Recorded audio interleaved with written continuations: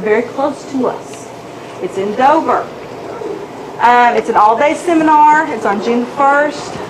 Mr. Mark Lowe is excellent.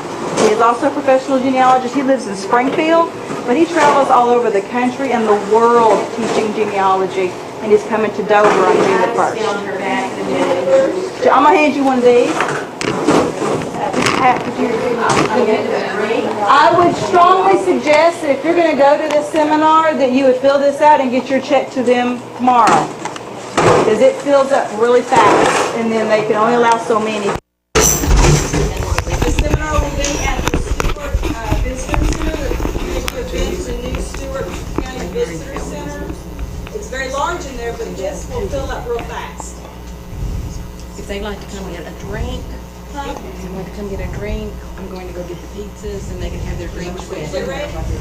They were going to have it ready at 5. Okay. So if this is ready, there's cups, there's ice over here. So I would encourage you, if you're really into genealogy, to go to this. He has listed the programs or what he's going to be teaching on. He is an excellent teacher. Very easy to understand. Miss Ann Sykes and I went last year for the first time. He does this for free. He usually charges money when he does these things. He is doing this his time for free for the Stewart County Archives. This is one of their fundraisers for the Stewart County Archives. So he offers his time for free. So that all the money that you send to them for this, to go to this, will go to the Stewart County Archives.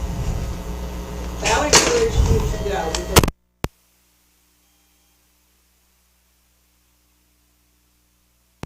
But he's a very good teacher, so I would encourage you, if you're going to go, I would get your money in pretty fast. Let me think. We usually eat our pizza while we're learning, so pizza will be here pretty soon. But we're going to talk about pictures tonight. I don't have a handout tonight like I normally do, because this is more of a show and tell. So I would encourage you to take notes, or if you don't have paper, please borrow some paper, or Miss Kay maybe can get you some paper. So take notes if you want to.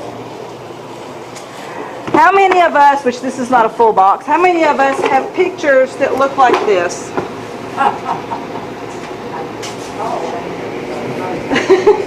I can hold up both of my hands.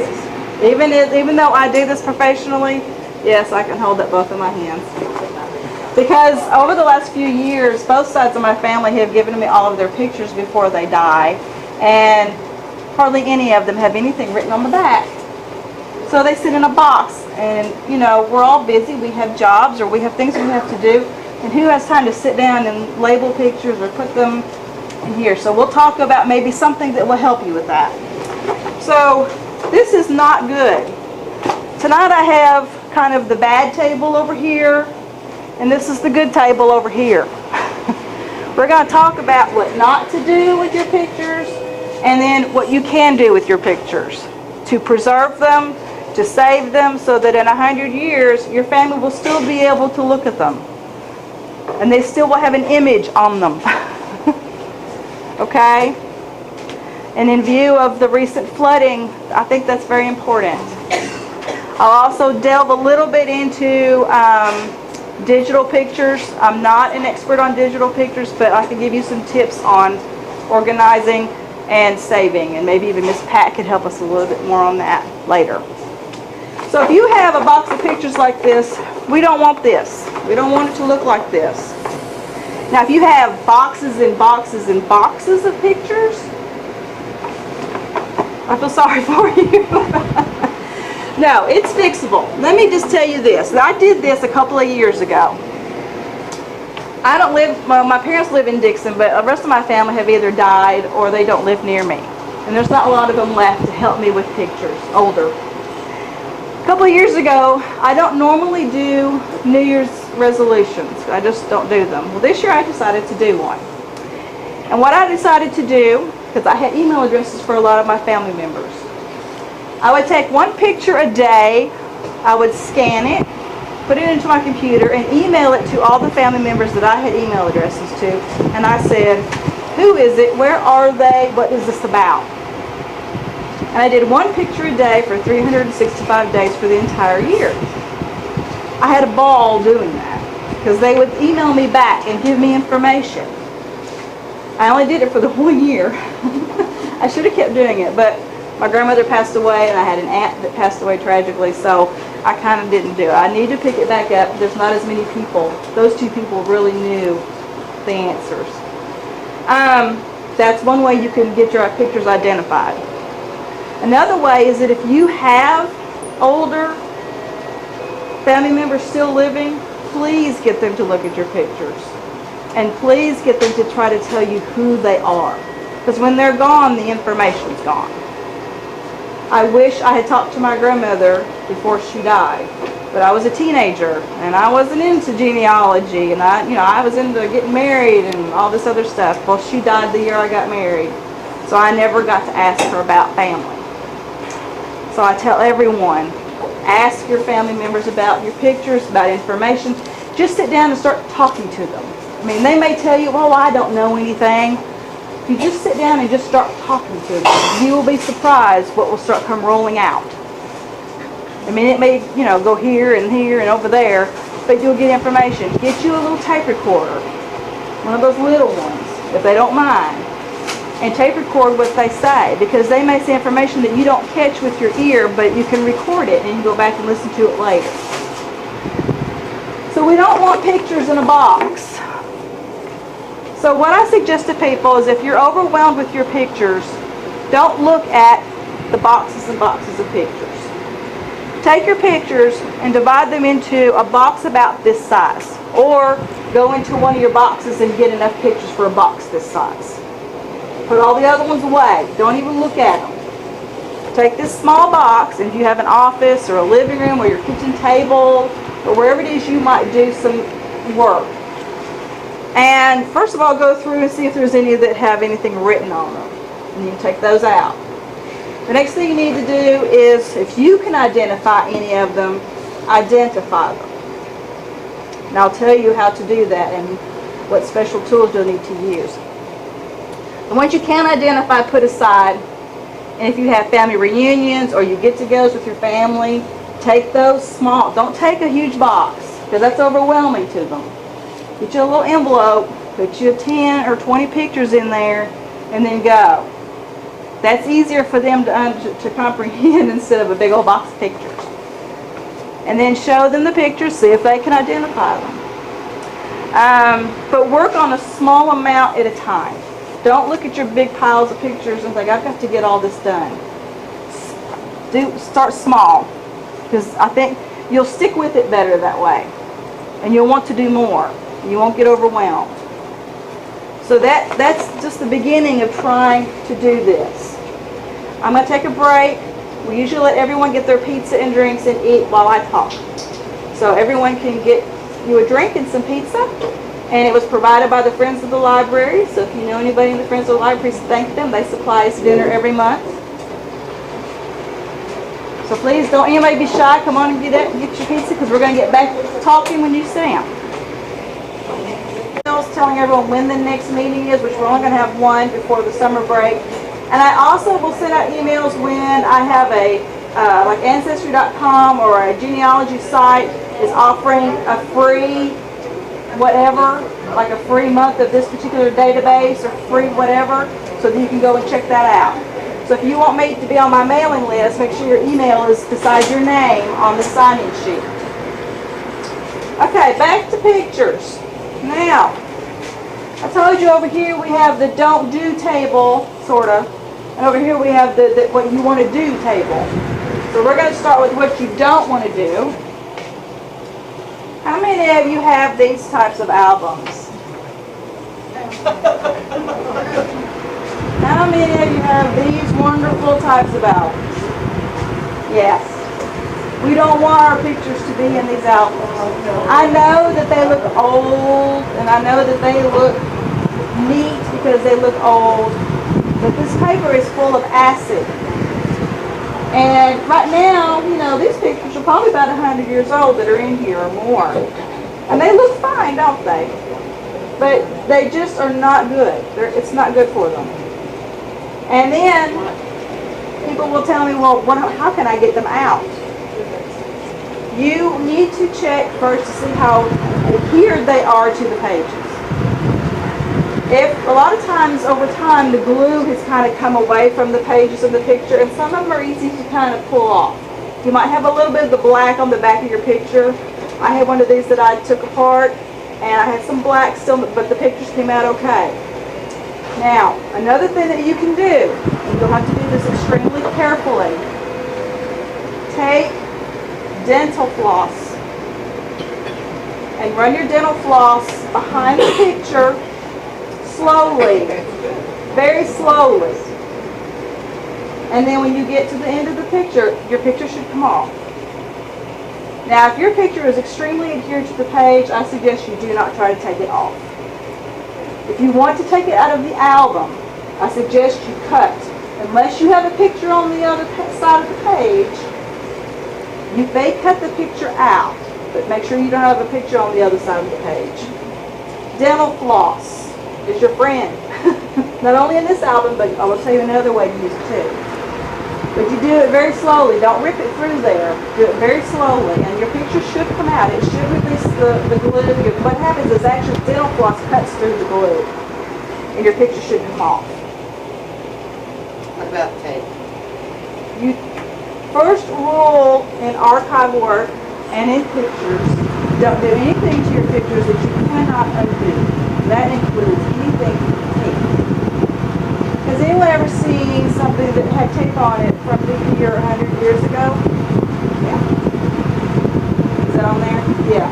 Well, no, that's where it was, but you can see the back of it if you look. Can y'all see that? Turn it around and you can really see The where tape it was right here. And it left, I mean, granted, this object is still here. It's still okay. You can still read it. But you don't want the discoloration because you can't get rid of it. And glue can become sticky. Either it turns brittle and it will come off real easy, or it becomes very, very sticky and adheres to this. Do not use tape on anything. Huh? The tape? The tape is another one. You could try dental floss. Because it's a glue, you can try dental floss. But if that tape is really, really stuck, there are solutions that you can buy depending on what kind of paper you're working with. Some papers are kind of soluble, and you can dip your paper in there and it will dissolve the glue, and then it will bring the tape up. However, I don't suggest that to people who don't work in that. I would suggest you to just leave it there. If you don't want to, if the dental floss doesn't work, and if it isn't old enough and crumbly enough that it just comes off by itself, just leave it alone. Because you'll do more damage to your documents or your photographs by trying to get it off. So I would suggest you just leave it there. So if you have these type of albums like this, use the dental floss to get your pictures out, and you might find that there's something written on the back of them. Because since they've been in here, you don't know what's on the back of them. But these need to be taken out. So this is our first do not do. Our second one, which I know everyone in this room is going to have. How many of us have these wonderful jewels?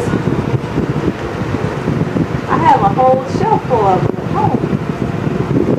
These are these, and they still sell these today. These are absolutely horrible for your pictures. Absolutely horrible. And sometimes, if they're, depending on the manufacturer, I have found, sometimes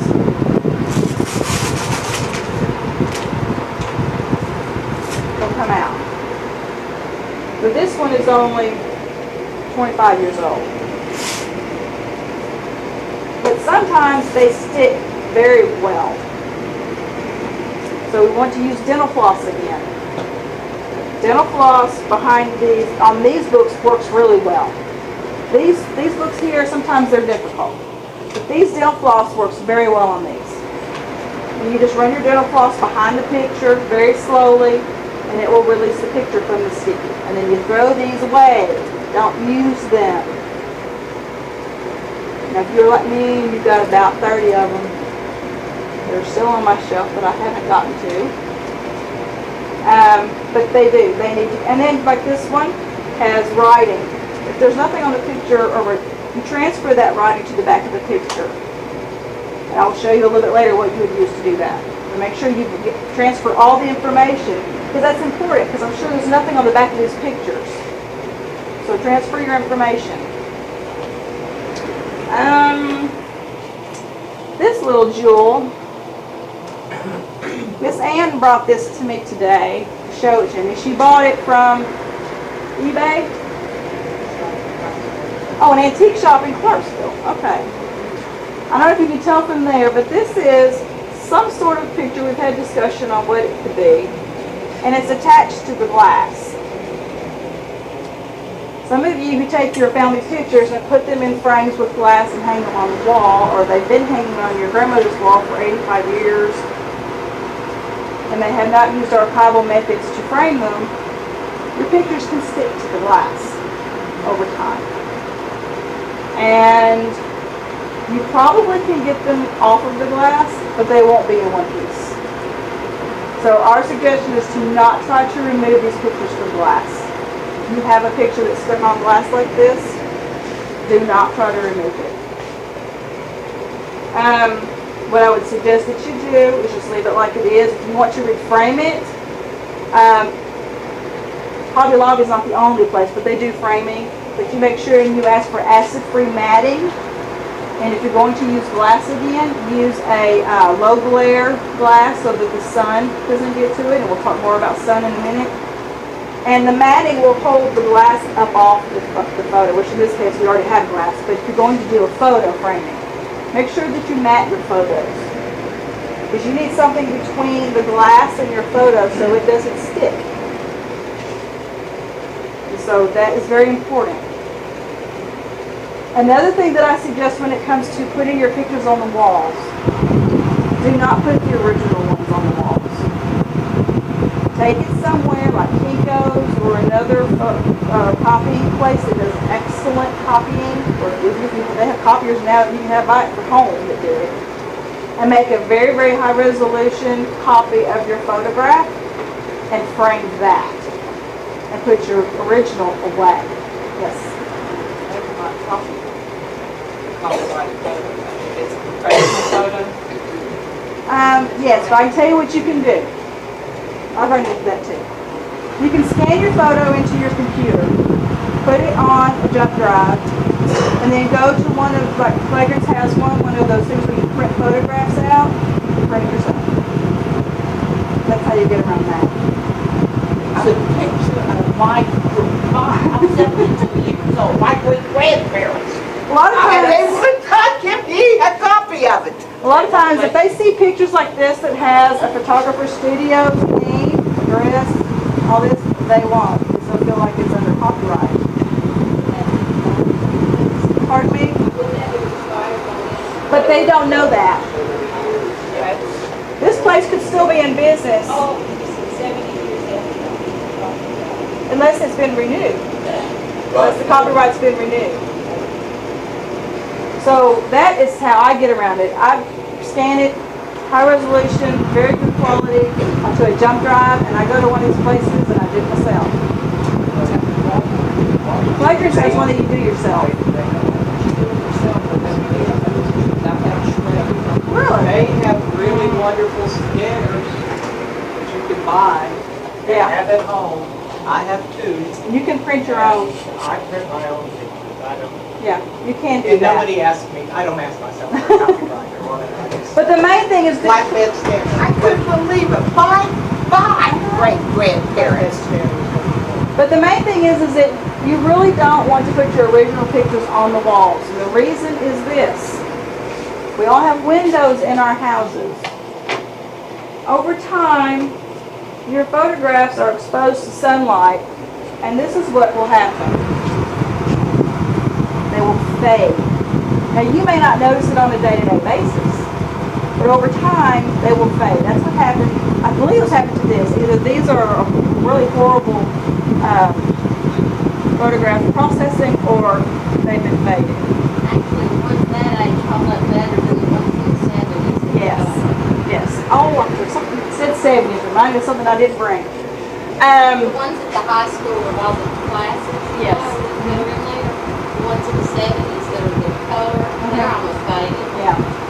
So if you're going to put pictures on your walls, and that's wonderful, please do that. Please don't put the original picture. Try somehow to get a very good copy of it and put the copy in your frame and put the copy on your wall. Because you want your originals to stay as crisp and clear as they are today. I'm going to show, this is another example, I believe. I don't know if this has been through a fire of the smoke or if it's been processing, but this is not very good quality. Something's happened to it over time. So I'm showing you what can happen with your pictures. And then we also have pictures that look like this. I don't think I've done one that's a worse than this.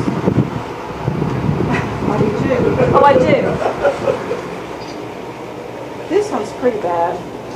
That's not, no, it's not in there. Anyway, if you have any damaged pictures, okay, there are professional people that can restore your photographs, especially if they include, my husband had a picture of his grandmother and his father when his father was a baby and she was holding him in his lap. There's a great big blue stain across the major part of the pictures. Now he was talented enough to scan the picture and do work on the computer to get rid of it and restore the photograph. There are professionals that will do that for you. Maybe you have a family member that's very good with computers that can do that for you, because there are programs that are good for that. I wouldn't know how to do that. What I tell people to do about damaged pictures normally is to just leave them as they are. Because if you don't have the knowledge or expertise to know how to fix them, then you may do more damage. So I would make sure, we're going to talk about encapsulating and putting your pictures in things in a minute. Just put it in what you're going to put it in and just keep it put away. You may make a, like the same thing, make a copy of it if you want to, so that you don't have to mess, because this one is torn on the side. Because the more you touch it, the more you handle it, the more damage you can get. We all have damaged pictures. Trying to think what else I had. When she said 70s, it reminded me, how many of us have Polaroid pictures? Lots of Polaroid pictures. Okay, if you have Polaroid pictures, how many of you have noticed that the quality of those Polaroids have really not the same as they were when you first took them? Yes. Well, there's not a whole lot you can do about it now, once they've been put away and you get them, oh, that's dark. They usually tend to go a lot darker, just the opposite of photographing the sun. They tend to go a lot darker. There's nothing you can really do about it. Now you can I have actually scanned Polaroids, and I've used a computer program to lighten it and to do things with it. But as far as a hands on what you can do, there's not a whole lot you can do. Yes, the real thin Polaroids. Yes. I'm thinking about the ones that are thick at the bottom. You know what I'm We talking said about? that we were the Yes. backing ones, Mhm. but some of the film Yes. on the front will also start to come. How many of you have negatives or slides? Yes. I would encourage you, if you don't have the actual photographs from these negatives and slides, but you would want to have them, again, there are professionals. You can go to Walmart to do this, but I will tell you something else. They have on the market now a scanner, a flatbed scanner. I have one. Not too expensive, they come down in price. It will allow you to scan your negatives and your slides. And I have done that. My problem usually is that I get it turned the wrong way, the slides. I don't think you turn the wrong way. My husband will say, that's not where that couch was. But they make flatbed scanners now that have an attachment or things that you can do to it. I've got mine several years ago. I think one of the first ones that came out.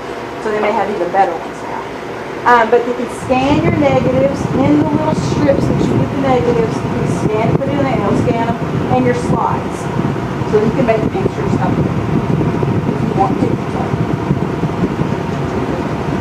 You can print them off your own computer or put them on a jump drive and take them somewhere and print them out. As far as taking care of your negatives and your slides, which a slide is pretty much a negative, I will show you some materials to use to do that, but they need to stay out of the light. They need to stay in something that is not letting any light get to them. So because although pictures turn real light, your negatives can be damaged by light too. So they need to be put away. Trying to think. I'm not an expert on some of the real older photographs, like the daguerreotypes, the tintypes. Do any of you have any pictures that are that old? I do know that as far as storing them or archiving them or preserving them, you don't do anything with them. You put them in an archival acid-free box or something that will hold it, and you just put it away. If you want to scan it, make a copy of it, you can do that. But the originals, I encourage everyone with your pictures. I know we all love to look at pictures, and getting them out every once in a great while is great, but mainly you should keep your original photographs put away in the dark because they will last a lot longer.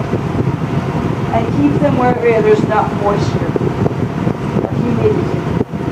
I know that's not ideal for a lot of us, but find a storage place. So attics and basements are not really a good place to store documents or photographs. I know that maybe all we have, but try to put them in materials, which I'm going to talk about in a minute, materials that will keep the moisture from getting to them and light and things like that.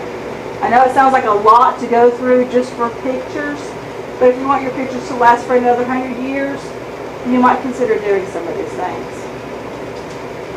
So now that we've talked about what not to do, we're going to talk about what to do. I'm going to pass out one other thing. These are names of archival companies and their websites. These places, you can go online and shop, or you can request their catalog. They'll send you one in the mail. These will have all the materials I'm going to tell you about today and then some. But I will tell you now, anything with the word archival is probably double to triple the price.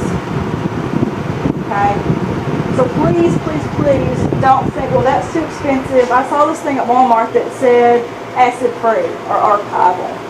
I'm not saying that they don't have those things at Walmart, but I would be very skeptical that it was truly acid-free or archival. So I'm giving you three companies and 3 websites. They have all of these materials and then some. So you can get on there and shop online if you shop online, or you can request the catalog and they'll send you an actual catalog. Now we're going to talk about what you need to do, would be good to do for your pictures. Okay. You have these boxes of pictures that are like this. They're all different shapes and sizes. We have these little jewels here. These are made of mylar. Does anyone know what mylar is? It is actually a type of polyester. It is acid-free and it's archival. Archives use them on a daily basis for their photographs. For badges. Okay. I am going to pass around so you all can see these. And I'm going to pass around all the different sizes. And I want to show you the way these work. They have a little lip on them that you open like that. And you put your picture in. This is a little bit small. You put your picture in like that and then you lock it.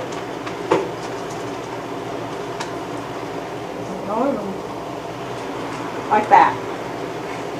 Now this is a little small. I would probably use this one for that. But one thing you can do, if you don't have the small ones and you do have these, you could move your picture over like this. We do this in the archives because we save everything. And then you can cut it. And you could put 2 or 3 pictures here if you wanted to. But we save all of this because it's very expensive. And so you could do it that way. But there's all kinds of sizes. Try those. And I'm going to send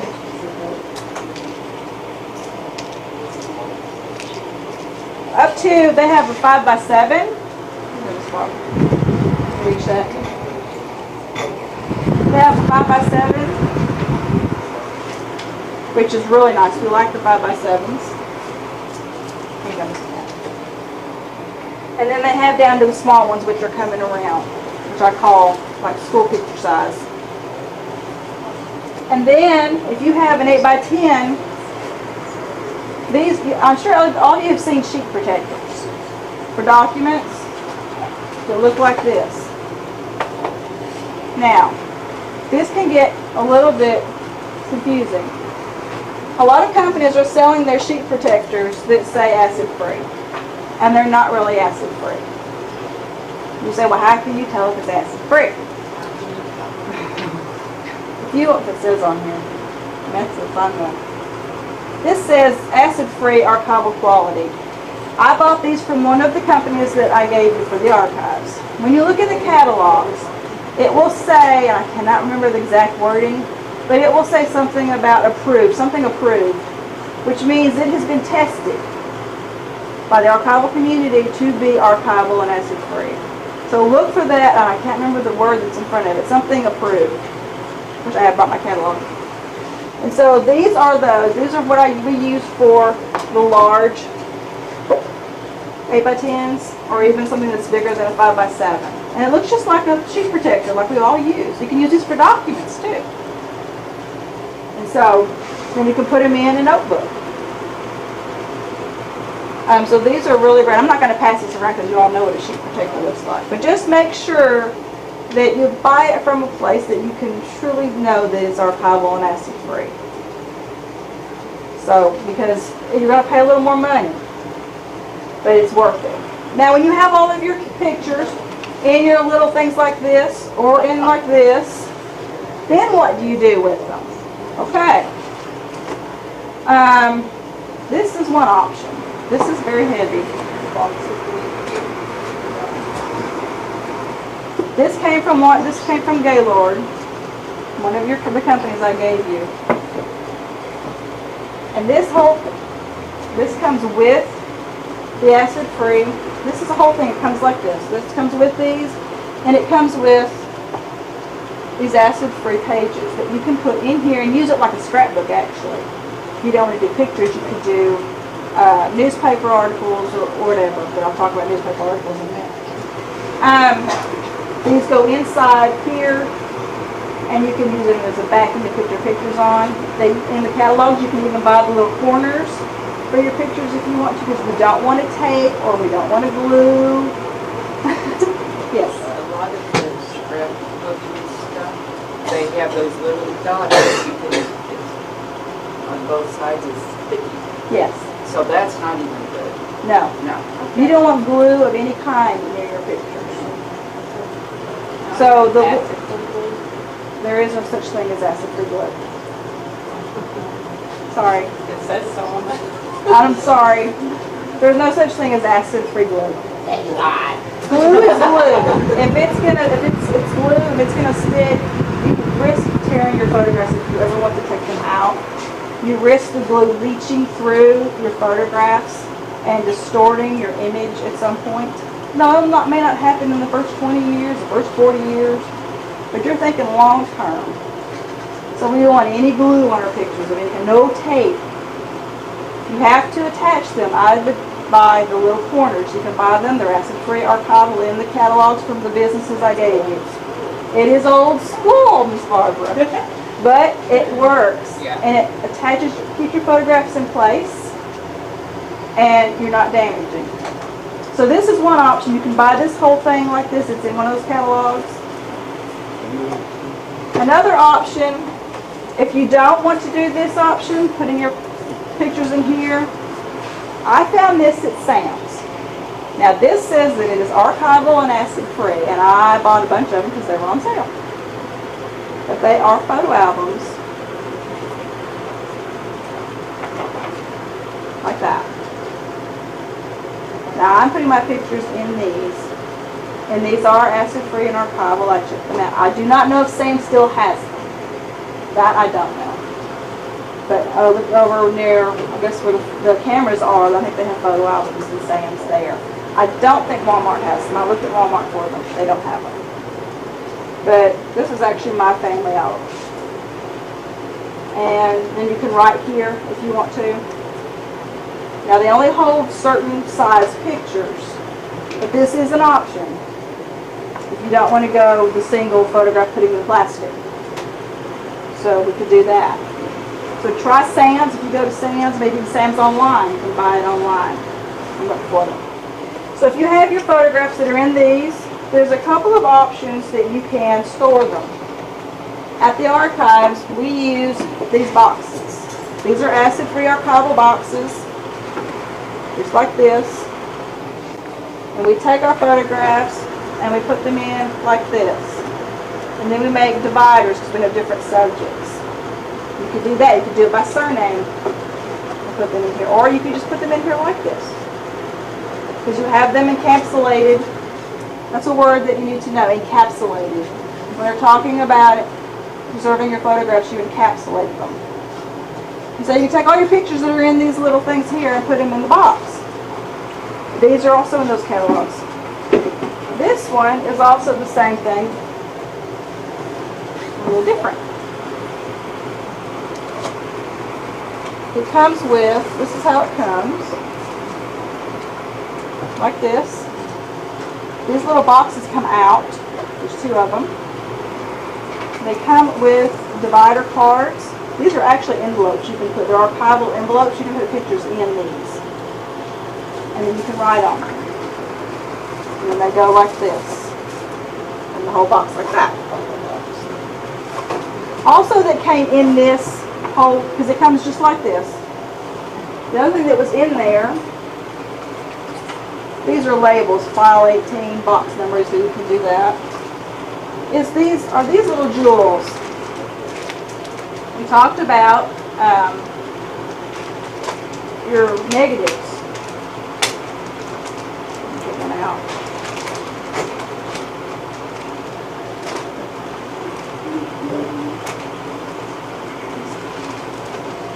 These are for your negatives. You slide in here like that. And this is archival safe, acid-free archival safe. Now, how they have them, usually how they have you store them in there is if you have to fold them like that to store them. But you can also store them flat, like this, which I would suggest you store them flat. It's good for the long skin. It's good about the big old. The ones that we have. Well, you could use, something like That would this. go back into something Yeah. like that. I know what you're talking about. Yeah. That would probably fit in this 5x7, wouldn't you say? Or is it bigger than that? No, they probably. Yeah. You could do that. But this is for the negatives, the strips. So that would work.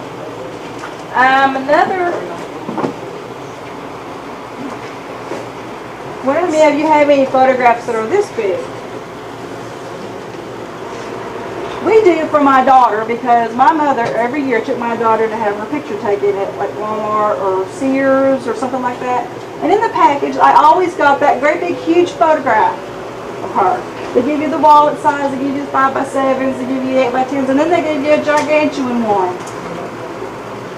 Yeah. And so now you're like, well, how am I going to do that? Well, in those catalogs, you can buy Mylar. Same thing as these, but it comes in rolls. And so then you put these in and you can cut it to whatever size you need, and then you'll encapsulate it in the Mylar, and then you'll have to buy acid-free file folders and put them in here. Or you can buy acid-free archival flat boxes that will just lay in there. Either one's fine. How do you encapsulate it in the Mylar? I mean, how does the Mylar stick together? It is static electricity. Static The electricity. two pieces just static pieces. Yes. Yes. In the catalog, you will see that it will offer you to buy, and I forget how they call it, tape. It's really thin tape that you put on the outside of the Mylar to put the two pieces together. That's okay.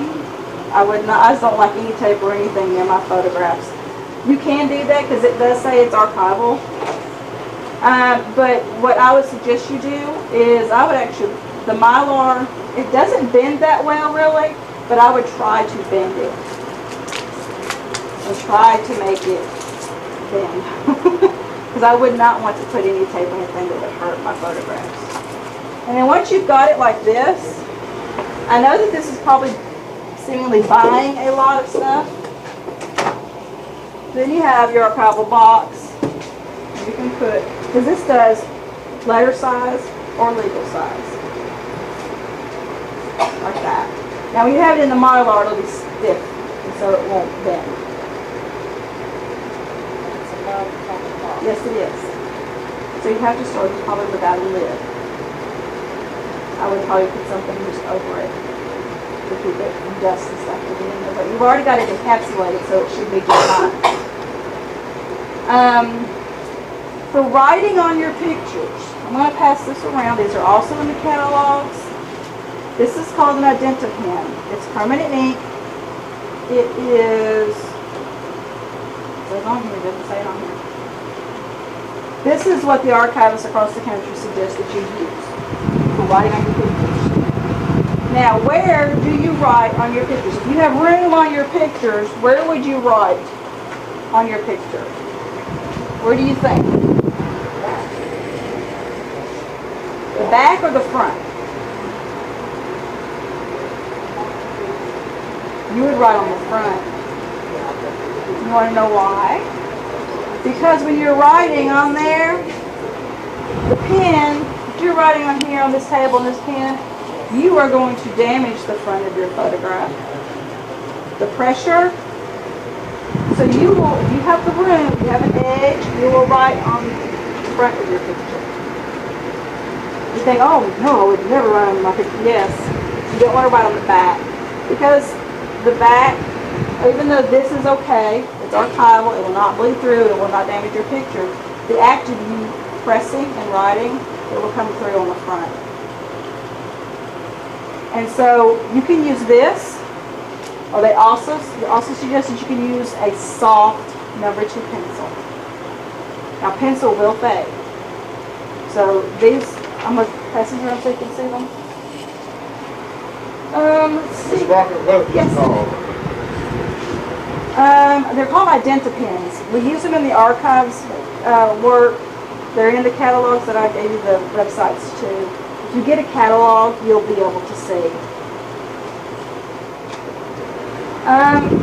One of the things that I'm asked all the time is about these kinds of pictures that are in these types of framing. And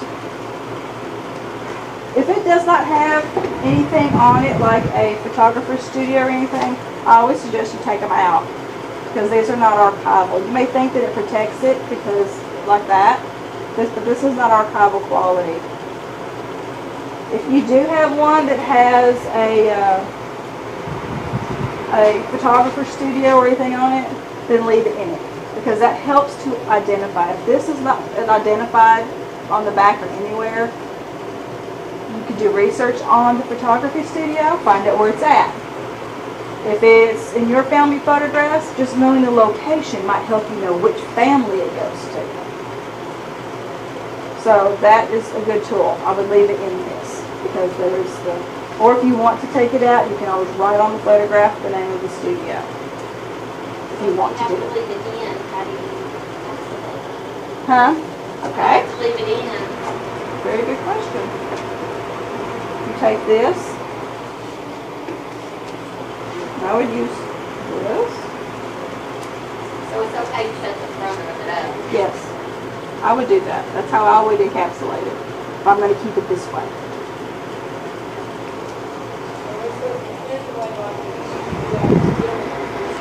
Yes. It depends. It depends on how the studio kept its records.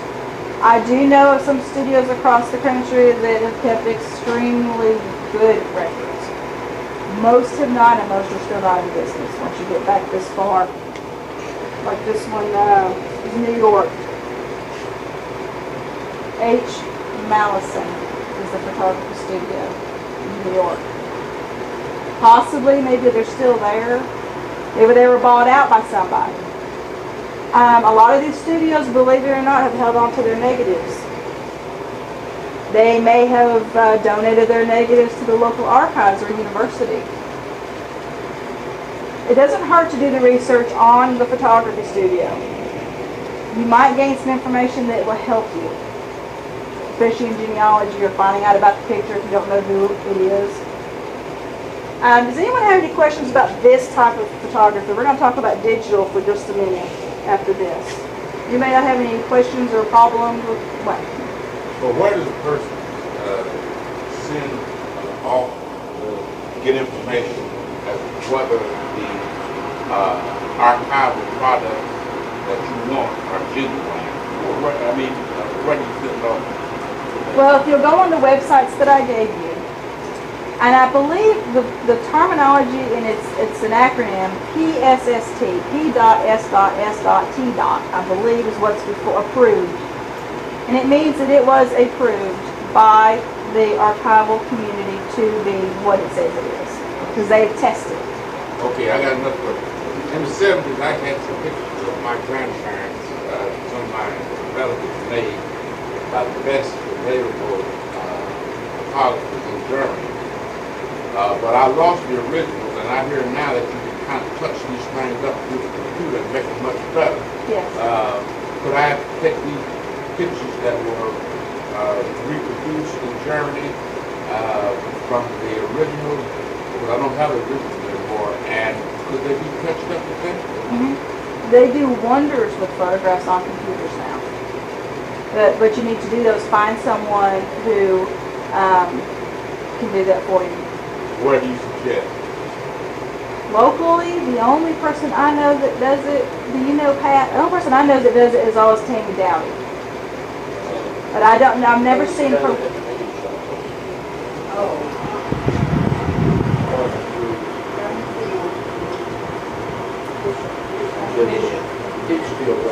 Oh, yes, Herman Bishop. Herman Bishop, yes.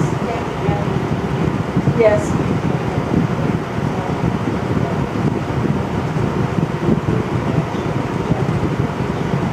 They can do absolutely amazing things now with computer technology when it comes to pictures. So we're talking about digital pictures. How many of us now take pictures digitally instead because we don't go get it? I'm like, reasons I am. Well, they don't even hardly sell the film anymore, process, they don't do it. Digital is the thing now. And you do run into some real problems with digital photographs. Although we love them, there's problems. First of all, when we put them in our computers, we never print them, hardly. Maybe Miss Pat does. But a lot of us just put them on our computers. We share them on Facebook, we send them to relatives on emails, but they never get printed. So then they never get put in a box, which means they never get put in an album. So what do we do about these digital photographs that we have stuck in our computers that nobody's seeing but us? And in 100 years, how will those people see those photographs? This is what I usually suggest, and Ms. Pat, if you have anything to add, please do. I suggest you take your photographs. You identify them, please identify them. And then I would download them to either a disk. I'll get to that too. A disk or what I call a thumb drive. Is there another word for a thumb drive? The little zip drive, thumb drive, okay? The next step after you do that, don't take that and put it in your drawer. Don't take that one disk or that one thumb drive and put it somewhere. You make 4 or 5 copies of the disk. 4 or 5 disks, 4 or 5 thumb drives. Thumb drives are inexpensive now. And you give them to your sister. Give it to a cousin. Put it in a safe deposit box.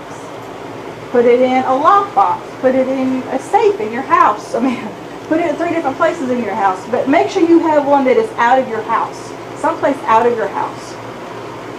That way, if your house burns, God forbid it doesn't, if it does, then you still have your photographs somewhere and you can go and retrieve them. That's why I also suggest that if you have photographs like this, the old ones, before you put them in, encapsulate them, scan them, get them into the computer, put them on disk, put them on a zip drive. So these pictures can be with your digital ones and they are off-site. They are out of your house somewhere else so that if something were to happen you would still have your pictures. What's the first thing you see on the news when someone's had a house fire that they wish that they hadn't lost? Their pictures. If I could only have grabbed my picture albums. Now it takes time to sit and scan pictures. It does.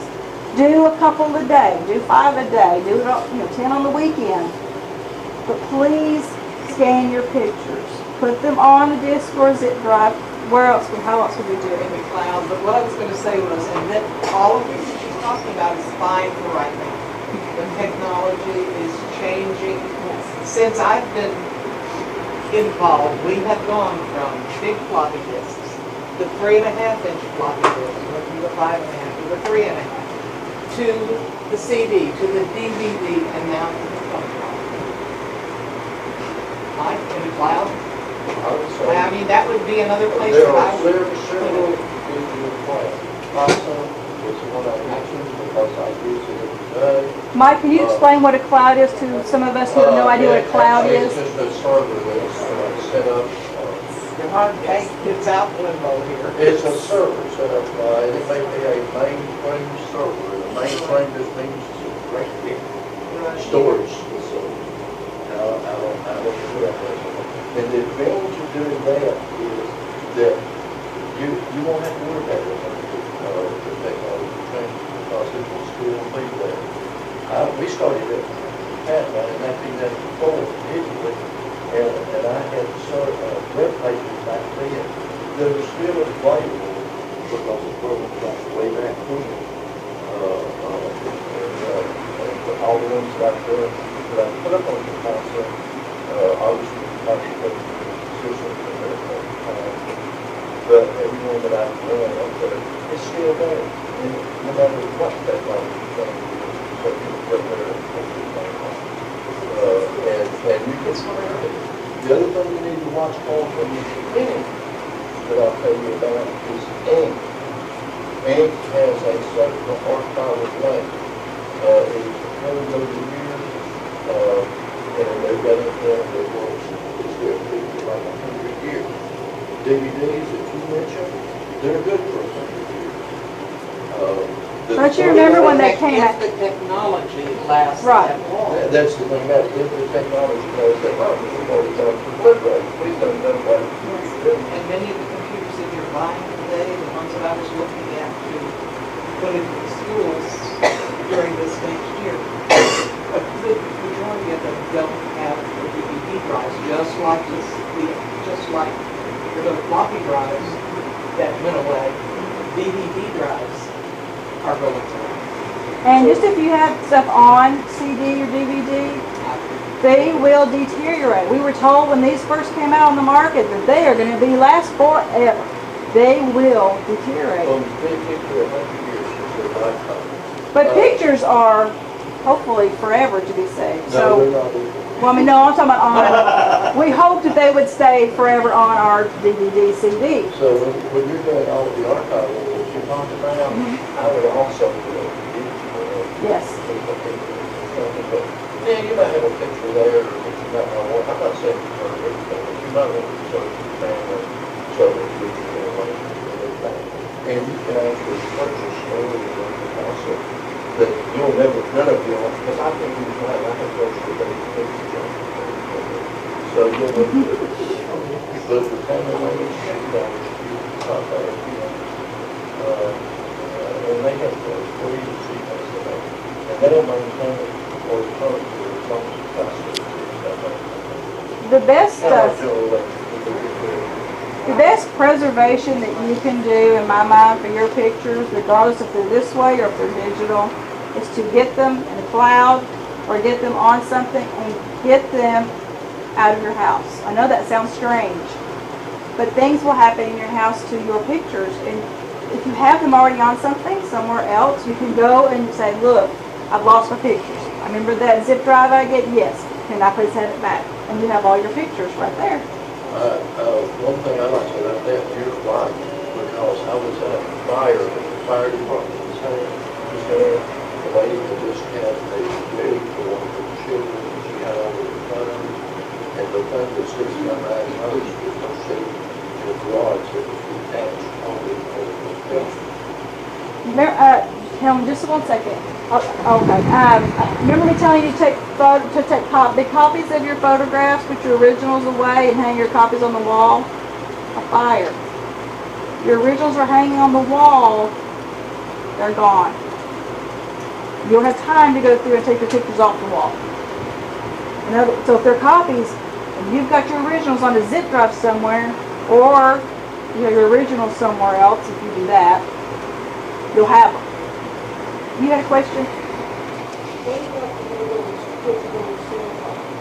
Pictures on the cell phone. Same thing as a computer. You should download it to a cloud or download it to a zip drive. And you can directly with the cloud. So, yes, Barbara. What about Facebook? How many of us put pictures on Facebook? A lot of them. Okay, I am not as good with computers as Miss Pat and Miss Mike. Am I wrong in saying that your picture is already on your computer before you put it on Facebook? Exactly. I can just right click on the picture and say save it and You save can it do that wherever. and it saves it up to Yeah. Facebook. She's talking about her own. She's talking about her own pictures that she's put on Facebook, right? But I can, you can check them also. You don't have a lot of room on your computer. True. That's why you need to download them to a disk or a zip drive or an external. You can also do an external hard They're drive. doing a lot of them on drive. And so those can go right in, but then computers are really slow. Yes. With the digital cameras. Yes. Little card. Memory cards. Memory card. I've had trouble with them before. That fell apart and tried to put it back in, and then it wouldn't save my pictures. So I had to go to somewhere else to get the pictures out. But how long do they stay? Because I'm thinking, I could put that in. As long I as would you've got not- something that reads it. Yeah. You have to have something to read. Very, very good point, Mike. That's why it's important, I think, to get all of your photographs digitized.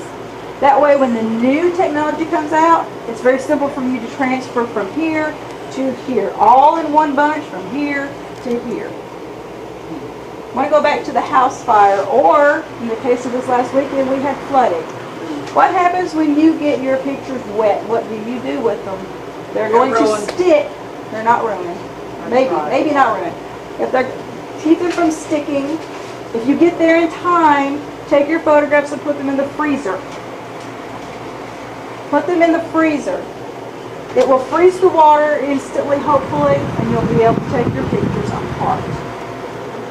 You should be able to save them, but you have to be on time. It's 2 years. Oh, no. Like this past weekend, if your basement flooded and you were there and you were able to get them, even though they were wet, stick them in the deep freeze. The coldest freezer you have, the deep freeze. Not just the one over your refrigerator. It's cold. If you've got a deep freeze, put it in the deep freeze. It'll instantly freeze that water and you can get your pictures apart. They will hopefully will not stick together. And you know, you think, oh, okay, yeah. Things like this happen to people all the time. And when you least expect it. If you value your pictures and you want them to be saved for many years to come, take the steps now to preserve them for later. Yes. As far as the cloud, Yes. are there any guarantees that the cloud will go out of business? Probably not, but I mean, I've been looking, so I got the house that took over, those were kept as they were. The interesting thing about the net is 1,000 years from now, they're going to be available in some format. The big thing with it is, and I'm bad about it, I do it all the time, I mess up, I post stuff with JPEG and I'll do like but you can name each individual photo that you upload. And that's been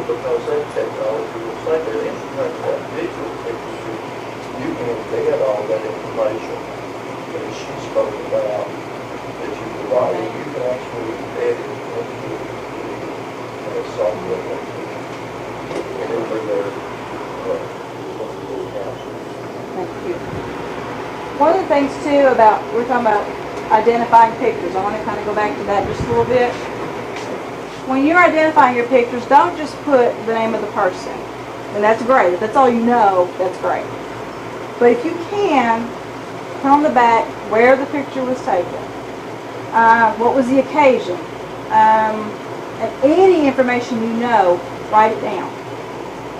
Because I know I keep saying this, 100 years from now, your ancestors are not going to have a clue what this picture was about. I have a picture that I'm going to pass around. If I can find it. Where's my baby doll picture? Here it is. I stole it. I want y'all to see this picture. I'm going to guess this picture was taken late 1800s, early 1900s. Not any time past 1910. I want to pass it around, and we're going to talk a little bit about reading your pictures or investigating your pictures. When you have photographs that you have no idea who they are, you can use clues in the photographs to help you. There is a wonderful nationally known lady. Her name is Maureen A. Taylor. Have you heard of her? Yes. She is excellent. She has written this book, and I think she's done another one. Maybe more than these two. But anyway, she has made it her profession to research clothing, hairdos, shoes, customs, everything. And that's what she does. She is a photograph investigator. She takes people, will send her photographs and say, will you please tell me when this photograph was taken? They don't know. Oh. Oh, she probably gets a lot of submissions too. But this is one of her books. It's called Uncovering Your Ancestry with Your Family Photographs. And it's an excellent book. I'll pass it around too. But she uses, it's amazing the little bits and pieces that she sees in photographs to help identify, to help date a photograph. The picture that I'm passing around, we believe, Hannah and I had a discussion about this, we believe that it's a photograph of siblings. And our guess is that when you see it, the gentleman on the front is holding two baby dolls. We're wondering if maybe it's not two other children that had died in infancy being represented in the photograph. Or he likes dogs. I would think the former. I think back in those days, it's not like today. Back in those days, they were very, and I hate to use the word obsessed, there's another word probably, with death. Even when children died, they took photographs. I have a photograph of a little baby that I asked Cass, do you think what I think is this child living or not? I'm going to pass it around. You all can make up your own mind. To me, I think that this child is not living, but they took a picture of it in their carriage. People took pictures of dead people. If you run across a picture of a dead person or a casket or something, that's part of your history. You may not like it, it may be creepy to you, but it's part of your ancestry, it's part of your family. They did those things. We don't do those things as much today. They did. They made mourning jewelry, which would include their hair, things like that. So, does anybody have any other questions? I'm just about through. Yes, sir. Yeah, I'm just wondering where I would be able to get another copy of yearbook. I had my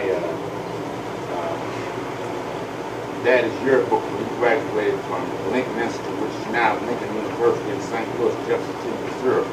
I'm just wondering, do they have yearbooks available?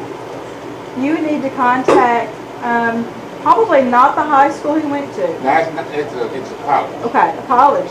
Well, is the college still there? It's now called Lincoln University. It's in Jefferson, Missouri. I would contact them, ask them if they know of any archives. They may have a special collections department within their own university that has a collection of yearbooks. I would start by calling them and asking, if they don't have them, ask them where you could be directed to. Maybe the state archives has them. Yes? When I was little, they made pictures like 11 by 14 square, and they were on like big cardboard. Now, at that period of time, they began to roll up. How can you get those relaxed without breaking them somewhere?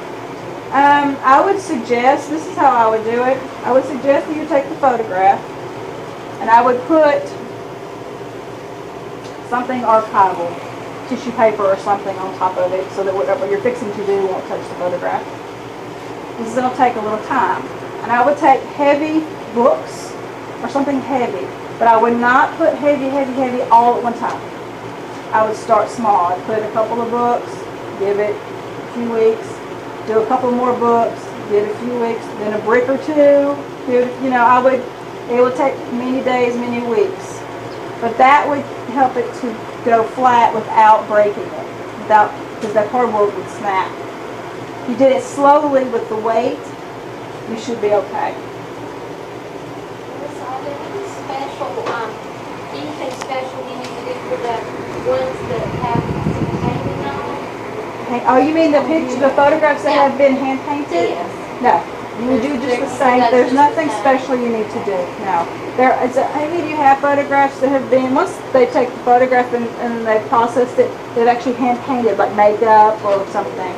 You treat them just like the photograph and you put it, in fact, those especially need to be encapsulated in something. Yes? I have a family Bible that's like 8 kids, like maybe 1878. And a lot of the pictures of the Bible stories is in colors. Yeah. And they're beautiful. They look almost like they're hand painted in photographs. But each one has like a little thin, looks like wax paper laying on top of it. And after all this time, why didn't you put some archival paper on top of that? Because I'm sure that was acid-free. It's not, no. If you want to, you can buy acid-free tissue paper, and you can, if you want to, put those in there. At this point, I think you're okay, because after that long a time, if something would have happened, yes. Brand new. But if you want to, you could buy some tissue paper and put in between the photograph and that other tissue paper if you want to. That would be fine. The family evidently all got together for Thanksgiving, and would you believe they signed a temperance pledge? And these were Scotch. Yeah. These were all Scotch words. But it's in that Bible. Okay. And Is the binding on the Bible pretty much intact, or is it coming apart? It's leather, it's a leather cover, and it had I'm not sure if it's copper or what, it had a real thick, real heavy lock, had 2 locks on it. Yeah. And those are in shreds, really. My aunt, I inherited from my aunt, she used to put a flower pot on top of it. She had a live flower pot on top of it, so you can see really Yes. on top of the Right. leather. Yeah. But the binding is not shot on the back, but if you're real careful with the pages, studying these colors. Yeah. And the colors of the brand new, they're beautiful, but I was just wondering, If you want- I noticed about the paper on top of each one, changes. Don't take that out. Just if you want to get some additional acid-free tissue paper and put in between it, that would be fine. Another thing I would suggest that you do with that is in the catalog or the websites, they have, for lack of a better term, I know it's called something else. They use them, I think, in libraries too. They have, it's not string, it's not rope, I can't think of what it's called. But it's material, it's acid-free archival that you can use to tie, like this, the book, to keep it together, because it's real, unless you take it to a conservator and pay a lot of money, there's not a whole lot. Then you would take, after you've tied that together to keep it, you want to keep it tight, then you would take a box, all kinds of sizes. Find the size that'll fit your Bible with a lid. Yes. And then put that in there because you still don't want it exposed to moisture because it's leather. It could mold. And you still don't want it exposed to light either. So you want to put it away. But I would get those binding, I can't think what it's called, and tie it So it will keep it And you might together. have that. Yes, look on, I know Gaylord has it, I'm sure the other ones do too. I've got some at the archives, but I cannot think of what it's called. Okay, have you ever seen that? I Okay, have seen it, but not still. I can't think of the name of it. Any other questions? Well, I'm done. Those of you that have not come here before, usually after I speak, we just get on the computers on Ancestry.com and everyone researches. And you're allowed to print off of there. That's free printing tonight only, because the Friends of the Archives pay for that. So you're welcome to go there or come see pictures or ask me any other questions.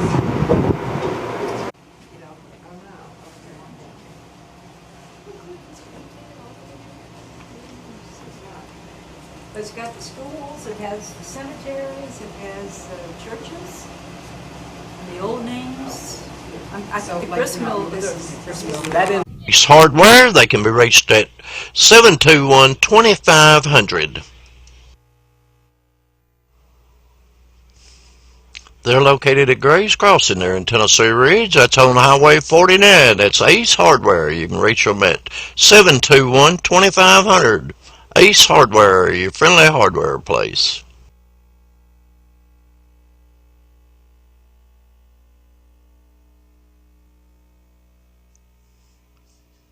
Signature Healthcare, where quality of life is their mantra. Located in the Arlington community of here in Tennessee. They can be reached at 289-4141 for any information you may need. From a dream to reality, Traditions First Bank. They can be reached at 289-5500. It doesn't matter whether it's a banking account, a checking account, buying a car, or a house there. Check them out.